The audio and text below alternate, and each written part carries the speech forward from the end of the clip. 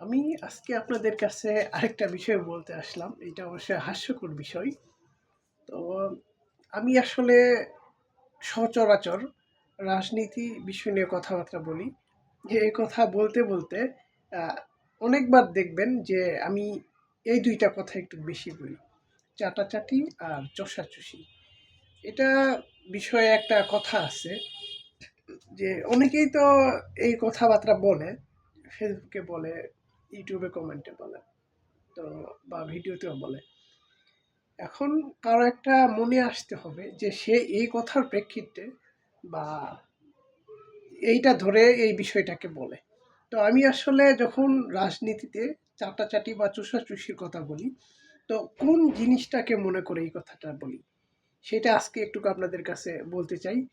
তো চাটাচাটির যে বিষয়টা, এই বিষয়ে আমি আমার গ্রামের বা আমার এলাকার বর্তমানে যারা রাজনীতি করে, বিশেষ করে ইয়াং জেনারেশন যারা আছে, যারা সবকিছু দেখে বুঝে, তাদের জন্য এই কথাটা বলা। কথাটা হচ্ছে এইরকম যে, আমার এলাকার পরিচিত কিছু ভাই ব্রাদারেরা রাজনীতির জন্য দলীয় নেতার এমনভাবে চাটে, যেভাবে ছোটবেলায় আমরা আখের রস জাল দিয়ে গুড় করতো, সেই হচ্ছে কড়াই আমরা চাটতাম। তারা সেইভাবে চাটে। আর এমনভাবে চষে যে ছোটবেলায় এই নাক আছে না? নাক দিয়ে এই যে পানি পড়তো, আমরা সিকান বলি।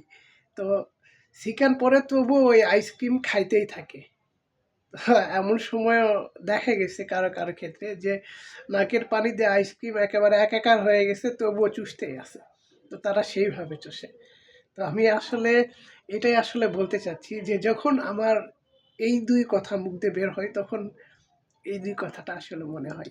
তো রাজনীতিতে যখন আমার মুখ দিয়ে শুনবেন যে আমি আসলে চাটাচাটির কথা বলতেছি অথবা চুষাচুষির কথা বলতেছি, তখন মনে করবেন যে অবশ্যই, অবশ্যই আমি এই ২ কথাকেই মনে করে এই কথাটা বলতেছি।